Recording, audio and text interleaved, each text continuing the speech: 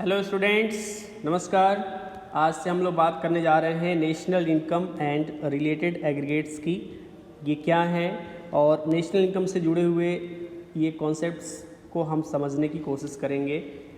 ये पहला लेक्चर है रिलेटेड एग्रीगेट्स का और इस लेक्चर में हम लोग कवर अप करने जा रहे हैं the concept of national income. National income का क्या कॉन्सेप्ट है, इस चीज़ को इस लेक्चर में हम लोग समझने की कोशिश करेंगे। स्टूडेंट्स ध्यान से समझिएगा। एक बार अगर आप कॉन्सेप्ट समझ जाएंगे तो फिर इससे जुड़े हुए जो भी प्रश्न आपके सामने आते हैं उनको सॉल्व करने में कोई समस्या आपको नहीं होगी। तो गाइस, सबसे पहले हम लोग बात करने जा रहे हैं the concept of national income. National income का क्या कॉन्सेप्ट है, इसको हम लोग समझते हैं। डेफिनीशन ध्यान से समझ लीजिएगा। डेफिनीशन क्या है? National income is the sum total of का मतलब ऐड करने जा रहे हैं factor income earned by the normal residents of a country during an accounting year. सबसे पहले अकाउंटिंग ईयर का क्या कॉन्सेप्ट होता है वो आप समझ लीजिए। होप आप जानते भी होंगे, भारत में 1 अप्रैल से लेकर के 31 मार्च तक का जो पीरियड है उसको हम अकाउंटिंग ईयर कहते हैं। इस पीरियड के बीच में normal residents of a country के द्वारा जो भी फैक्टर इनकम अर्न की गई है उसको अगर हम ऐड कर लें, उसका सम टोटल कर लें तो हमको नेशनल इनकम मिल जाएगा। इस डेफिनीशन में दो बातें मुख्य हैं जिसको आपको ध्यान में रखनी है, जिसको आपको समझना है।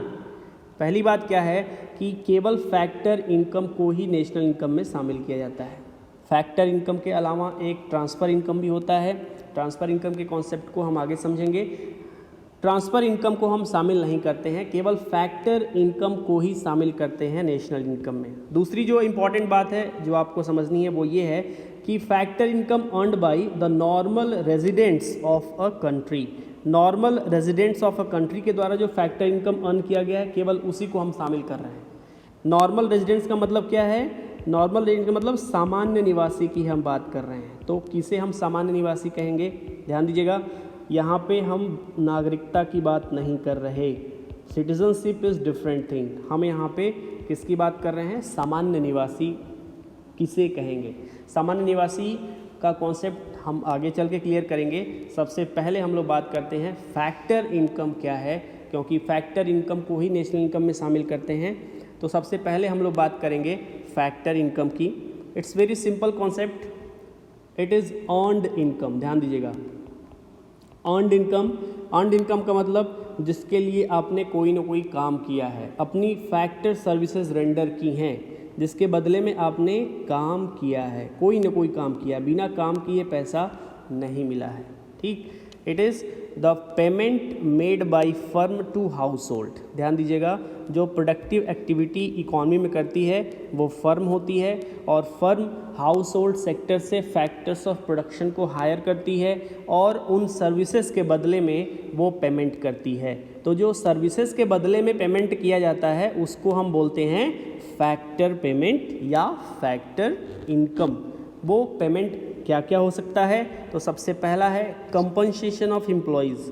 कंपनसेशन ऑफ एम्प्लॉयज़ का मतलब लेबर को हायर करते हैं, लोगों को हायर करते हैं, ह्यूमन रिसोर्सेज को हायर करते हैं, तो उसके बदले में उनको कंपनसेशन देना पड़ता है। इसको बोलते हैं compensation of employees. Okay guys, यहाँ पे पिक्चर भी आप साथ में देखते चलिएगा। Labour gives us wages. जो लेबर को हम हायर कर रहे हैं उनको हम क्या देते हैं? वेजेस देते हैं। ठीक है, तो वेज या सैलरी आपको अपनी सर्विसेज देने के बदले मिला है, इसलिए वो क्या कहलाएगा? Factor income. आपके पास ज़मीन पड़ी हुई है, आपने ज़मीन किसी को दे दिया प्रोडक्टिव पर्पस से और उसके बदले में आपको क्या मिल रहा है? रेंट। तो रेंट भी क्या है? आपका फैक्टर इनकम है। आपके पास कैपिटल पड़ा हुआ है, आपके पास मशीन है, उस मशीन को आपने किसी को दे दिया प्रोडक्टिव पर्पस से यूज़ करने के लिए, तो उस पर आपको क्या मिलता है? इंटरेस्ट। इंटरेस्ट भी आपका क्या है? फैक्टर इनकम है। आपको प्रॉफिट्स मिलते हैं आपकी एंटरप्रेन्योरशिप स्किल के लिए। आपके अंदर रिस्क लेने की जो कैपेबिलिटी है, रिस्क लेने की जो क्षमता है, उस क्षमता के बदले में आपको प्रॉफिट जनरेट होती है। जैसे हमें डिसाइड करते हैं कि हम क्या गुड्स प्रोड्यूस करें, कौन से गुड्स को प्रोड्यूस करेंगे तो हमारा ज़्यादा प्रॉफिट होगा। ये जो डिसीजन आप ले रहे हैं, इस डिसीजन के बदले में आपको क्या मिलता है? प्रॉफिट। तो ये प्रॉफिट भी क्या है?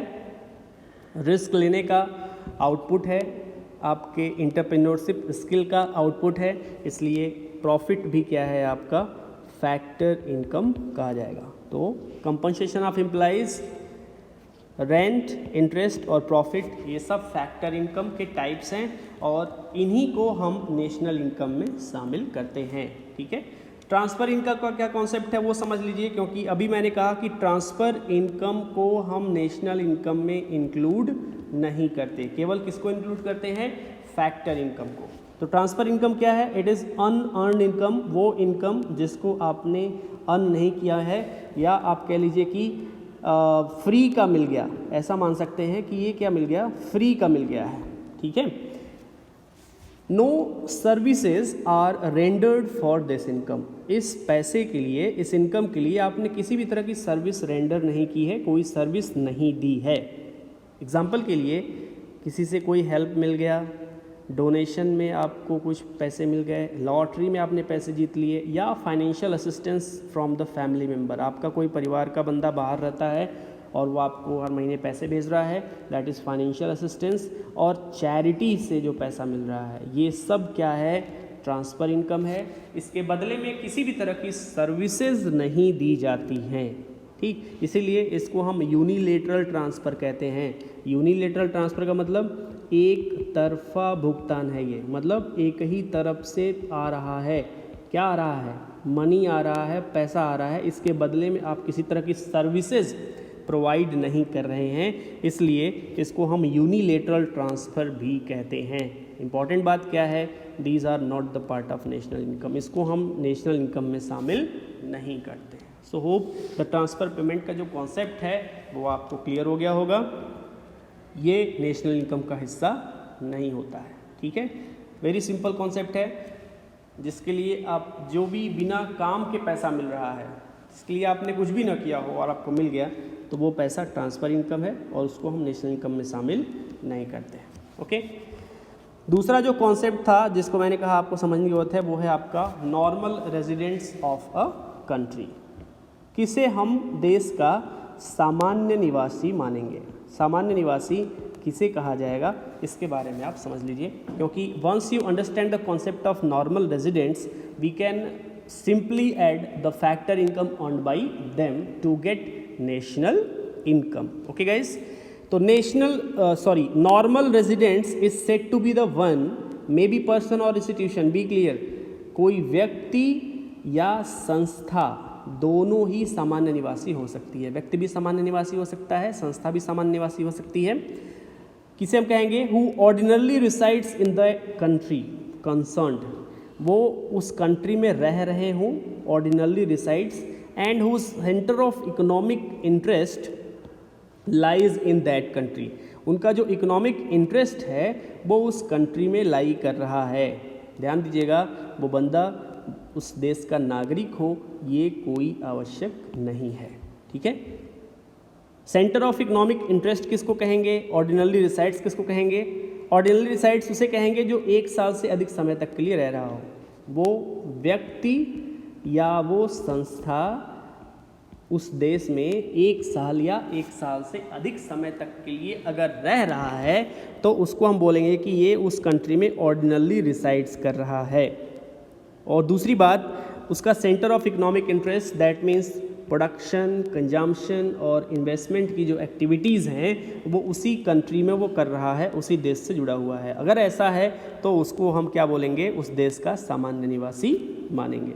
ओके गाइज, तो 2 चीज़ है सामान्य निवासी होने का, पहला तो पीरियड 1 साल से अधिक समय तक का, और दूसरा उसका जो इकोनॉमिक इंटरेस्ट है उस कंट्री से बिलोंग करना चाहिए, तभी हम नॉर्मल रेजिडेंट्स या उसे सामान्य निवासी मानेंगे। ओके, तो सामान्य निवासी के कुछ एग्जांपल्स आप देख लीजिए, उससे थोड़ी चीज़ें और क्लियर हो जाएंगी। पहला एग्जांपल, एक भारतीय कहाँ रह रहा है, अमेरिका में रह रहा है, 1 साल से अधिक समय तक रह रहा है, और उसका जो इकोनॉमिक इंटरेस्ट है वो भी कहाँ पे बिलोंग करता है, यूनाइटेड स्टेट ऑफ अमेरिका से। ठीक है, जैसे मान लीजिए हम सत्या नडेला की बात करें, सुंदर पिचाई की बात करें, ये सभी लोग यूनाइटेड स्टेट ऑफ अमेरिका में रहते हैं और लंबे समय से रह रहे हैं, और उनका जो इकोनॉमिक इंटरेस्ट है वो भी क्या है, अमेरिका से बिलोंग करता है। They are the citizen of India, ये भारत के नागरिक हैं। सुंदर पिचाई हो गए या सत्ता नडेला भारत के नागरिक हैं, लेकिन अमेरिका में रह रहे हैं, 1 साल से भी समय से रह रहे हैं, और उनका जो इकोनॉमिक इंटरेस्ट है वो अमेरिका से बिलोंग करता है। इसलिए ये दोनों लोग क्या होंगे, नॉर्मल रेजिडेंट्स ऑफ यूएसए। ये भारत के सामान्य निवासी नहीं कहे जाएंगे, ये अमेरिका के सामान्य निवासी कहे जाएंगे, जबकि ये भारत के नागरिक हैं। ओके। दूसरी चीज़, citizen of country working in the office of international organisations. ध्यान दीजिएगा, जो अंतर्राष्ट्रीय संस्थाएं होती हैं, अंतर्राष्ट्रीय संस्था में जो व्यक्ति काम कर रहे हैं, ठीक है, जैसे भारत का नागरिक हैं, जैसे मान लीजिए हम हैं, हम IMF का ऑफिस दिल्ली में है, उस ऑफिस में हम काम कर रहे हैं, तो हम क्या कहे जाएंगे, भारत के सामान्य निवासी कहे जाएंगे। ठीक है। उसी तरह से मान लीजिए अमेरिका का दूतावास है, USA का एम्बेसी है दिल्ली में, दिल्ली में USA का एम्बेसी है, और उसमें हम काम कर रहे हैं, उस एम्बेसी में हम काम कर रहे हैं, तो हम क्या कहे जाएंगे, हम इसी देश के सामान्य निवासी माने जाएंगे, कहे जाएंगे। ठीक है, क्लियर रहेगा।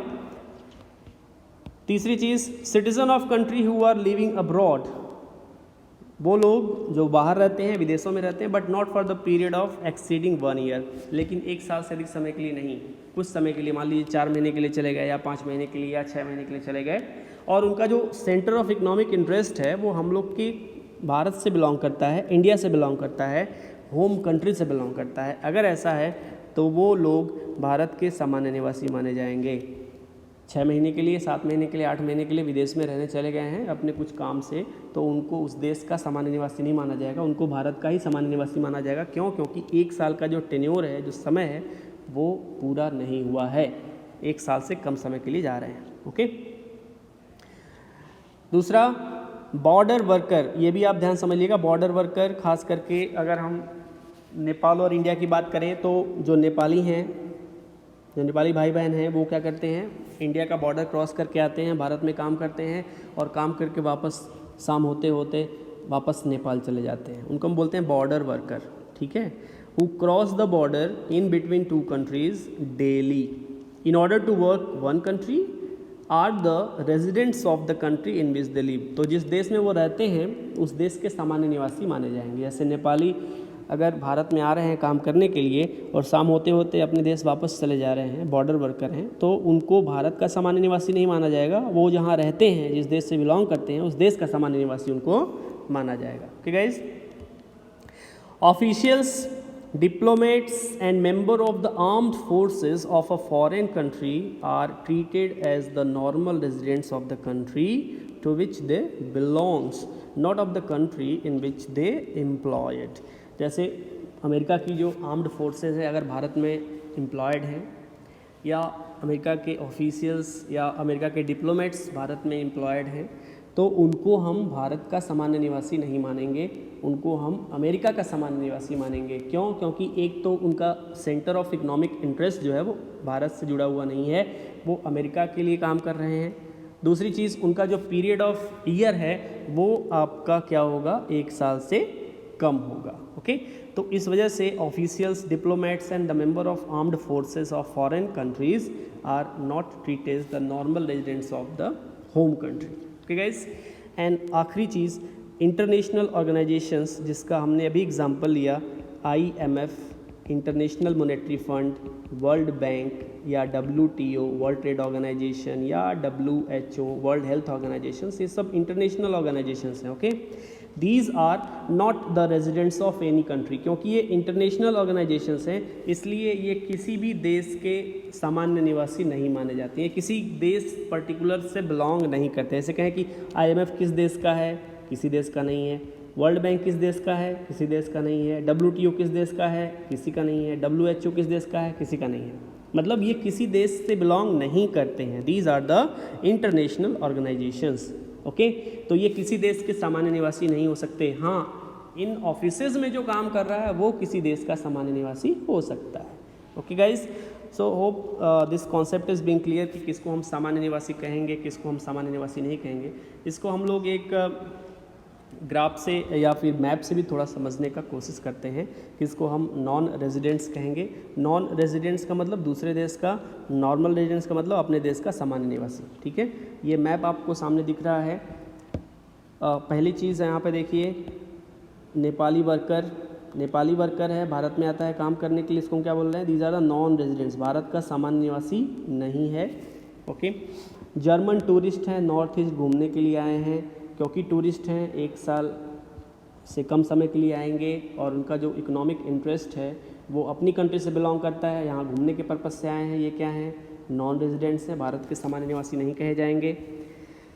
यहाँ पे यूनाइटेड नेशंस, यूनाइटेड नेशंस भी क्या है? इंटरनेशनल ऑर्गेनाइजेशन है। यूनाइटेड नेशंस का ऑफिस मान लीजिए दिल्ली में है, उसका ऑफिस अपना दिल्ली में है, और यूएन के ऑफिस में कुछ फॉरेनर्स काम कर रहे हैं, ठीक है।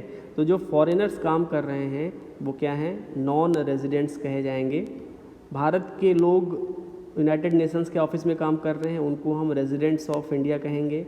और ये जो इंस्टीट्यूशन है यूनाइटेड नेशंस का, उसको हम क्या बोलेंगे? नॉन रेजिडेंट्स, क्योंकि इंटरनेशनल ऑर्गेनाइजेशंस किसी भी देश का सामान्य निवासी नहीं होते हैं, इसलिए इनको हम नॉन रेजिडेंट्स कहेंगे। तो जो फॉरेनर काम कर रहा है यूएन के ऑफिस में वो नॉन रेजिडेंट्स ऑफ इंडिया है, जो इंडियन काम कर रहे हैं यूनाइटेड नेशंस के ऑफिस में वो रेजिडेंट्स ऑफ इंडिया कहे जाएंगे। Got it.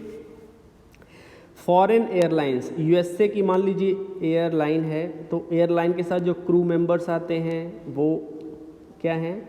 नॉन रेजिडेंट्स कहे जाएंगे। नॉन रेजिडेंट्स का मतलब भारत के सामान्य निवासी नहीं है। ये एरोप्लेन जो है वो भी नॉन रेजिडेंट्स है, क्योंकि ये एरोप्लेन कहाँ की है? यूएसए की मान लीजिए है, यूनाइटेड स्टेट ऑफ अमेरिका की है, तो ये प्लेन भी नॉन रेजिडेंट्स कही जाएगी, ठीक है। इंडियन हॉस्पिटल भारत का हॉस्पिटल है, ऑब्वियस है, ये रेजिडेंट्स ऑफ इंडिया है क्योंकि भारत में बिलोंग कर रहा है। दूसरा, अगर यहाँ पे कोई जापानी पेशेंट इलाज कराने के लिए आया है तो उसको हम क्या बोलेंगे? नॉन रेजिडेंट्स है, क्योंकि इलाज कराने के लिए आया है या रहने के लिए नहीं आया है, ठीक, और इलाज कराने के लिए आया है, इसलिए उसको हम क्या बोलेंगे? Non residents. Got it. Indian college है, मान लीजिए IIM है, IIM में कोई कैनेडियन स्टूडेंट पढ़ रहा है। चूँकि ये स्टूडेंट है, ध्यान दीजिएगा, ईयर मैटर नहीं करता, 1 साल से पढ़ रहा है, 2 साल से पढ़ रहा है, 4 साल से या 5 साल से पढ़ रहा है, दैट डजेंट मैटर। वो चूँकि पढ़ने के लिए आया है, उसका इंटरेस्ट जो है वो स्टडी का है, इसलिए उसको हम क्या बोलेंगे? Non residents. लेकिन ये IIM जो है that is the residents institution, इस इंस्टीट्यूशन को हम रेजिडेंट्स बोलेंगे। So the residents and non residents का जो कॉन्सेप्ट है वो आपको क्लियर हो गया होगा। आने वाले लेक्चर में हम लोग बात करेंगे डोमेस्टिक इनकम क्या है। ठीक है guys, thank you, have a nice day.